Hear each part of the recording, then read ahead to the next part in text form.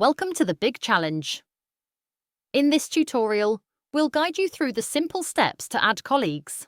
Log into your teacher account and navigate to the My School tab to access your school dashboard. In the left-hand side menu, click on Colleagues to view the list of educators already on the Big Challenge. On this page, you can see the teachers, their classes, roles, and whether they have an account and are participating in the contest. If a teacher does not have an account, you can invite them by clicking Invite Teacher to create an account. To do so, click on Action and then select Invite to create account. To invite new teachers, click the Invite Colleagues button located at the top right corner of the page. Enter the email addresses of the colleagues you want to invite.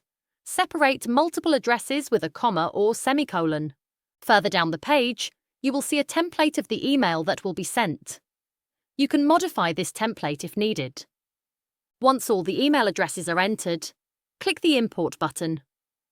On the next page, review the email template again. Edit the contents if desired, and then click Send Invitations. Your colleagues will receive an email inviting them to join the Big Challenge. They can follow the link in the email to create their account. Thank you for watching, and happy teaching!